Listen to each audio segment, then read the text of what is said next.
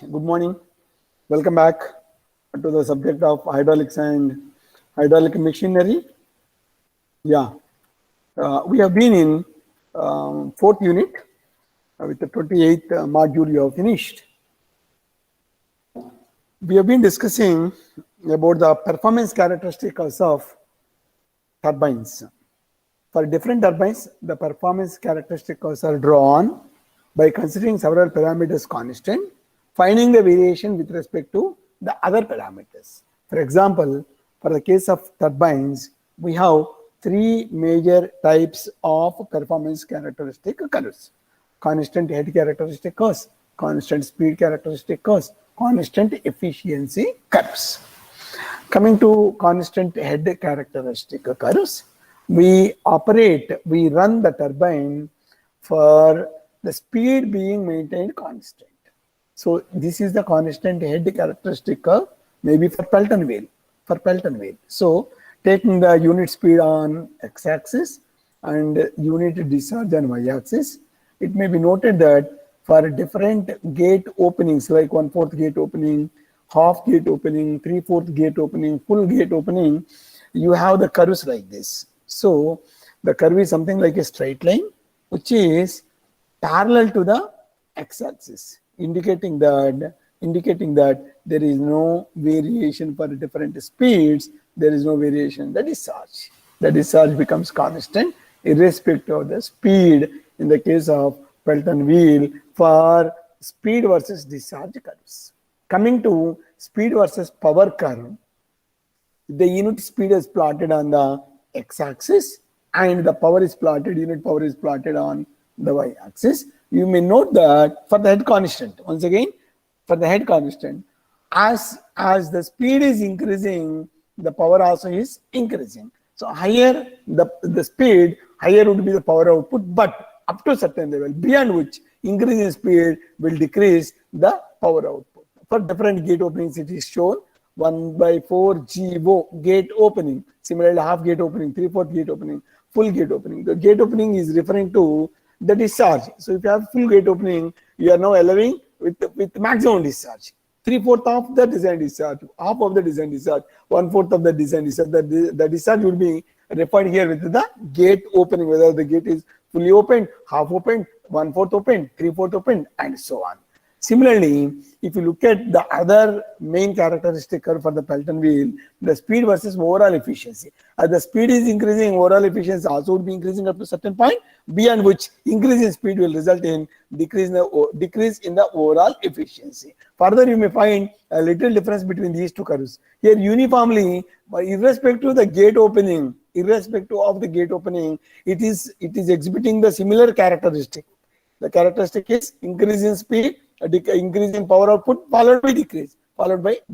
You may note here that the general trend is being followed here. The same general trend is followed. As the speed is increasing, overall efficiency will be increasing up to a certain point, beyond which the overall efficiency may be decreasing. But you may see in a full gate opening, the increase in efficiency is also sharp.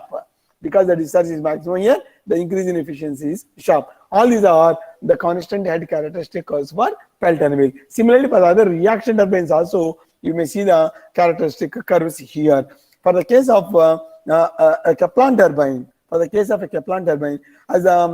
the discharge is increasing, as the speed is increasing, you may note that the discharge is also rising for different gate openings. Whereas in the case of Pelton wheel, the discharge is constant, but here it is increasing for different gate openings. And for the case of a Francis turbine, they are decreasing.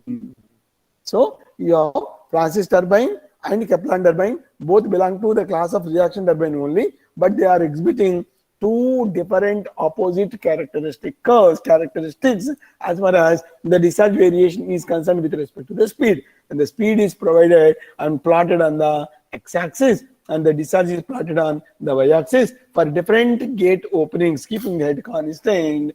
As the speed is increasing, the discharge also is increasing for different gate openings in the case of Kaplan turbine, and in the case of Francis turbine, the discharge is decreasing. Further, for the speed versus power curves, you may see for both the things same. For both the types of reaction turbines, it is the same. So you have the gradual increase in the value of the power as the speed is increasing, and beyond certain limit, it would be at the optimal value, it is decreasing. And this optimal value is different for different gate openings.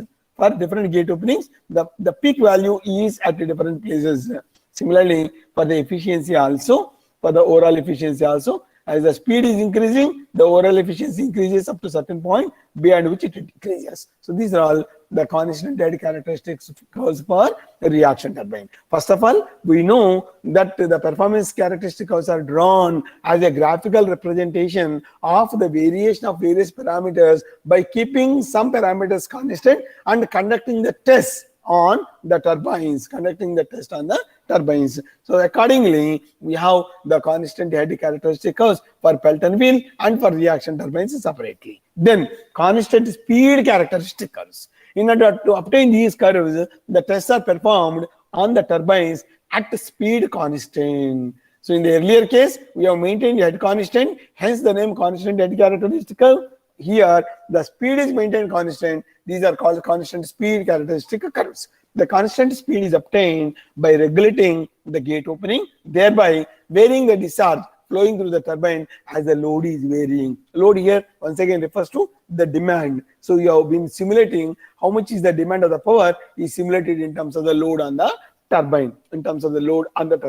The load may vary, may or may not remain constant. The power developed corresponding to each setting of the gate opening is measured, and the corresponding values of the overall efficiency eta naught are computed.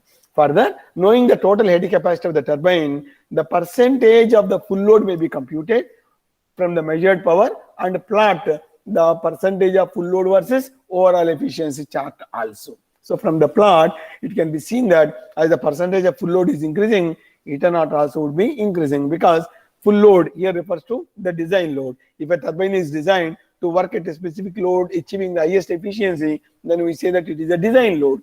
If you are not running the turbine at the design load, naturally you will not be able to obtain the optimum or maximum efficiency at which the turbine is supposed to work. But however, as you are increasing the percentage of the full load, the overall efficiency also would be increasing. It will be also observed that Kaplan turbine and Pelton wheel maintain the high efficiency over a long range of part load operation as compared with the Francis turbine. What is the meaning of this? If you take a Kaplan turbine, if you take the Pelton wheel, you have high efficiency over long range of part load. That means even if the turbine is made to work at a part load, the efficiency is high over a larger range in the case of Kaplan turbine and Pelton wheel as compared to the Francis turbine. Why this is required?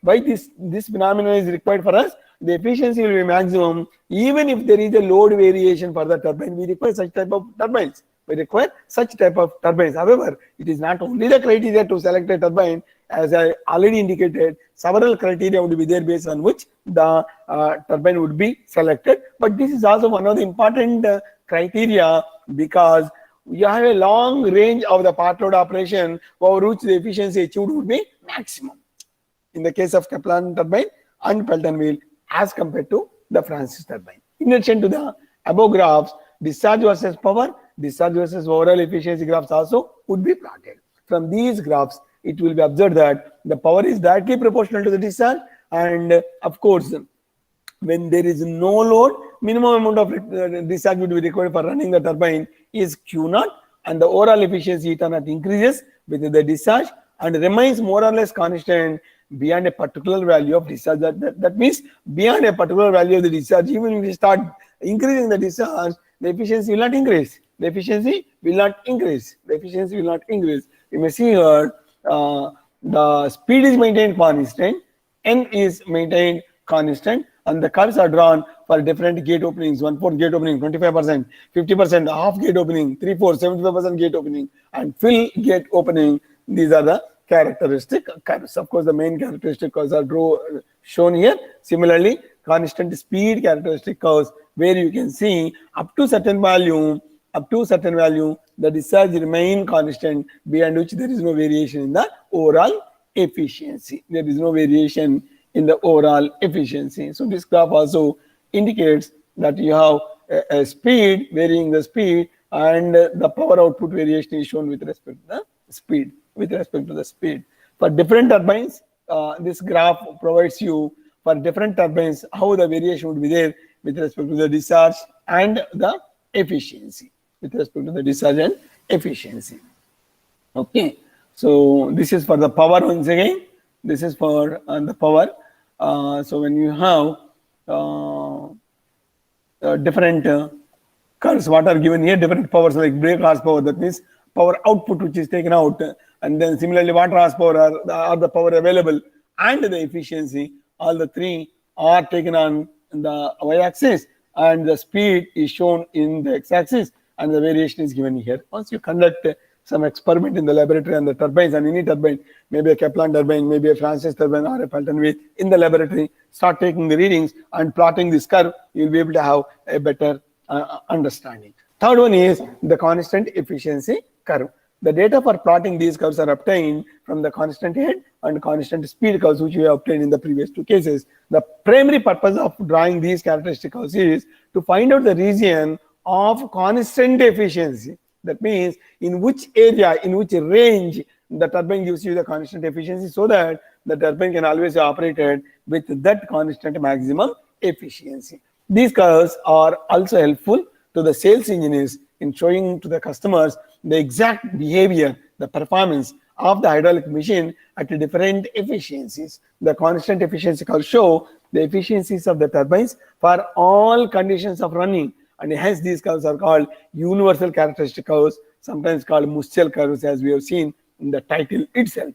So this is how the constant efficiency curves will be drawn, taking the speed on x-axis and the power on y-axis. For different gate openings, how the efficiency would be, like 60%, 65%, 70%, 75%. All these are the efficiency curves. From there, you may observe that all the peaks are connected by means of a line which gives you the maximum of the efficiency for different gate openings, like 1/4 gate opening, half gate opening, 3/4 and full gate openings. You may identify that these are the maximum values of the efficiency for Pelton wheel. Okay, so we work out few problems. A turbine develops 7460 kilowatts of power working under a head of 25 meters at 100 RPM. Some data is given now. What is the data given? The power output is given 7460 kilowatts. Working under a head of 25 meters, H is given 25 meters, and the speed is 100 RPM. Determine the specific speed of the turbine. What will be its normal speed and power output under a head of 15 meters of water. So if there is a variation in the head from 25 meters to 15 meters, what would be the values of the speed and power output? Please try to understand the problem clearly. It is a hydraulic turbine developing 7460 kilowatts of power, and it is working under a head of 25 meters, H is equal to 25 meters, running at a speed N is equal to 100 RPM. You need to find the specific speed. This is the first bit of the problem. Second bit is you need to find the speed and power output when the same turbine is made to work under a head of 15 meters. So you have the unit quantities for comparing the turbine, same turbine working under different working conditions. We are already taken for speed, N by root H is constant. Similarly for discharge, Q by root H is constant, and for power, P by H to the power 3 by 2 is constant. So making use of those relations, you need to find the power output and the speed of the same turbine if the working head is changed from 25 meters to 15 meters. Okay, so there are two bits of the problem. The first bit is to find the specific speed. We already defined and derived the expression for the specific speed. Ns is equal to N root P by H to the power 5 by 4. N, the speed 100 RPM.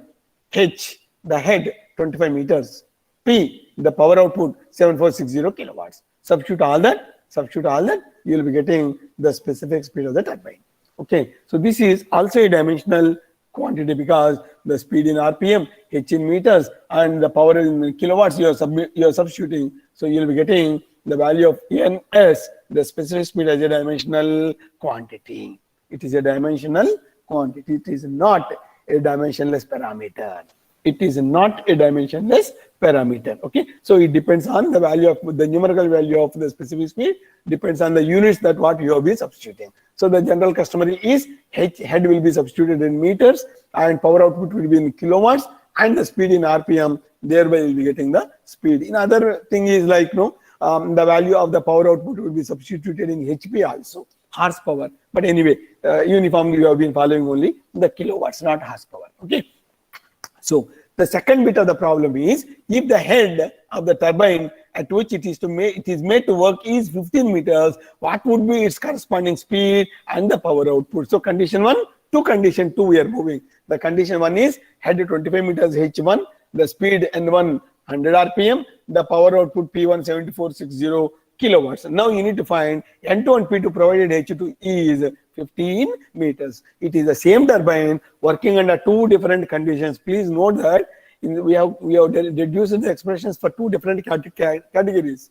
Specific turbine working under different conditions, which is called the specific quantity. That means you have two turbines, turbine 1, turbine 2. Both are similar. And you have the relation for the speed, power, discharge, and so on. The second category is the unit quantities. The same turbine made to work under different conditions. In this case, the head is changed, a different working condition. In the first phase, it is made to work at 25 meters of head. Now it is made to work at a head of 15 meters. So it is the same turbine working under two different conditions. Okay, so you have to make use of the unit quantities. So N1 by root H1 must be equal to N2 by root H2, or N by root H, which is equal to the unit speed is constant for a same turbine. And hence we have, otherwise it is ND by root H must be constant. Okay, for the specific quantity. The size of the turbine also matters. Now here, size of the turbine is not the matter because the same turbine is made to work. So N1 by root H1 must be equal to N2 by root H2. What is known, what is unknown in this equation? N1, the speed 100 RPM, which is already known. H1, the head at instant 1, 25 meters. This is also known. What else is known now? It is made to work at a head of 15 meters. So H2 is known, and you need to find the value of the speed N2. So N1 by root H1 must be equal to N2 by root H2, of which we know N1, we know H1, we know H2 also. The speed when the turbine is made to work at 15 meters is required to be computed. So from here, substituting these values, you get the value of N2, the speed of the turbine being equal to 77 RPM. This is one bit that you have taken. Similarly, you have to compute the power also. So for the similar condition, you can make use of the specific speed. Specific speed ns of condition 1 must be equal to the specific speed ns of condition 2. So n root p by h to the power 5 by 4 of 1 must be equal to n root p by h to the power 5 by 4 of 2. You know the values of N1, you know the value of P1 and H1. How much is N1? 100 RPM, which is it is already given in the problem. And P, the specific speed the power output 7460 kilowatts. And the turbine at phase 1 is made to work at a head of 25 meters. So H1 is 25 meters. Substituting these values, and on the right hand side, you have N2 root P2 by H2 to the power 5 by 4. So what is known? What is not known? N2, the speed, just now we have computed in the previous equation. N2 is 77 RPM. P2 power output is required to be computed when it is made to work under a head of 15 meters. So substituting these values, only unknown from this equation is the power output P2. So P2 would be equal to 3485 kilowatts. So we have completed the problem. The problem may be dealt in two phases. Phase 1, phase 2. The first bit of the problem is to find the specific speed for the given condition. Ns is equal to n root p by h to the power 5 by 4. The second one is if the turbine is made to work at a head of 15 meters, what would be the corresponding values of the normal speed of the turbine as well as the power output? Okay, so we made use of the unit quantity and the specific speed equation for finding the power as well as the speed. Second problem, laboratory tests are to be carried out on 1/8 scale model. What do you mean by this 1/8 scale model? It is a geometrically similar model. It is a geometrically similar turbine, and the length scale ratio LR is given to be equal to 1/8. What do you mean by LR? Length scale ratio, length in the model to length in the prototype, LM by LP. or it need not necessarily be only the length, it is a length dimension, any linear parameter for that matter. So the length scale ratio is given to be 1/8 and it is a 1/8 scale model to determine the best design for a water turbine to develop 18,650 kilowatts. You see, the power output is how much? 18,650 kilowatts under a net head of 40 meters. H is 40 meters, running at a speed of 300 RPM. Speed is 300. 1/8 scale model. LR is 1/8. Power output is 8,650 kilowatts. So P is given. Head is also given 40 meters. Okay. A laboratory test is to be carried out for this turbine. The head available in the laboratory is only 10 meters. What is the actual head available in the field? 40 meters. Prototype, it is 40 meters. In the laboratory for the model, you have 10 meters head available. Find the corresponding speed, the corresponding power, and the flow through the model. That means the discharge. If the overall efficiency is 90%. Hope you understood this problem. It is a laboratory test is to be carried out. So there is a model turbine which is available in the laboratory. This model turbine is made to work at a head of 10 meters against actual head in the prototype is 40 meters. The prototype is to run at 300 RPM and it has to develop 18,650 kilowatts of power. So you have to find in the laboratory what is the corresponding speed at which the model turbine is to be run and what is the power and what is the discharge, provided that the overall efficiency is 90%. Overall efficiency is 90%. Okay, so this is a 1/8 scale model. So the length scale ratio is 1/8, and for condition 1, or you can say prototype condition, either way is okay. Prototype model, P and M you can use, or 1 and 2, condition 1, condition 2. So for condition 1, the power is 18,650 kilowatts, head is 40 meters, H1 is 40 meters, the speed N1 is 300 RPM, overall efficiency E ton is 90%. You need to find the P2, H2, P2 and N2, provided H2 is 10 meters. So using the geometrically similar conditions between both the turbines of condition 1 and condition 2, you have dN by root H is a constant value. This is a specific quantity for speed. dN by root H is a constant value, or d1 N1 by root H1 of condition 1 must be equal to d2 N2 by root H2. Substitute all the known values here. Try to find the unknown value. So only unknown value from here is N2, the speed. N1 is already given 300 RPM. N2 in the model, the speed is worked out to 1200 RPM. Next, one more point here is like for prototype to the model turbine. So D2 by D1. D2 is the model, D1 is the prototype. That means dm by dp, which must be equal to LR, the length scale ratio 1/8. Same thing has been substituted here. Accordingly, you got the speed of the model turbine, which is required to be run in the laboratory, is 1200 RPM. Then for power, you have the specific speed expression, n root p by h to the power 5/4 of model must be equal to n root p by h to the power 5/4 of prototype. So substituting the values of condition 1 to condition 2, n1 root p1 by h1 to the power 5/4 must be equal to n2 root p2 by h2 to the power 5/4. Substituting these values, 300 or root so and so, root 18,650 divided by h to the power 5/4, 40 to the power 5/4 must be equal to, on the right hand side, what is known? N2, just now we have computed 1200 RPM. P2 required to be computed, and h to the power 5/4. H is 10 meters for the laboratory. So substituting that, only unknown here is P2, which is computed to be 36.5 kilowatts. You see here, 18,650 kilowatts of power in the field has been simulated in the laboratory with a model turbine to produce 36 kilowatts. This is what the model analysis is. Never be under a wrong impression that everything will be linear scale. Some people try to say in their examination, saying that 40 meters has become 10 meters, 1/4. So 18,650 will become 1/4 again. No, it is not linear like that.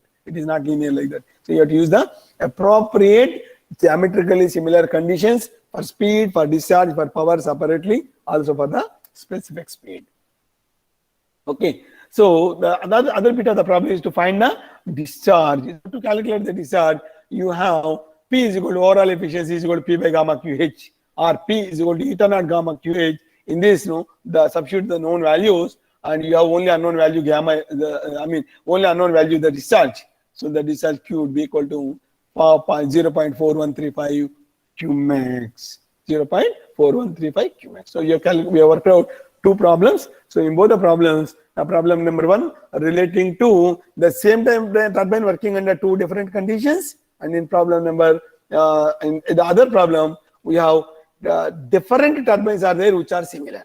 Different turbines are there which are similar. Now one more problem: a Kaplan turbine 130 kilowatts of power is working under a head of 16 meters and running at 230 RPM. So you have a Kaplan turbine, power output is given to be 130 kilowatts, working under a head H is equal to 16 meters, and the speed N is 230 RPM. Calculate the speed and the scale ratio of the similar turbine when working under a head of 25 meters and developing 671 kilowatts. So this 130 kilowatts now is changed to 671 kilowatts in the second category. Also head is changed from 16 meters to 25 meters. What is the speed? If the speed of the first turbine is 230 RPM, what is the speed of the second turbine, and what is the scale ratio? So there are two things which are required to be computed. Head is given to be 16 meters for case 1, 25 meters for case 2. Similarly, the power output is 130 kilowatts for case 1, 670 kilowatts for case 2. Speed is 230 RPM, and what is the speed for the case 2, and what is the scale ratio? Once again, use similarity laws. No, not less than a similarity law. So you have four similarity laws. You have the specific speed. Ns of 1 must be equal to Ns of 2, or n root p by h to the power 5 by 4 of 1 must be equal to n root p by h to the power 5 by 4 of 2. So if you substitute this, all the known values, what is not known here is the speed n2.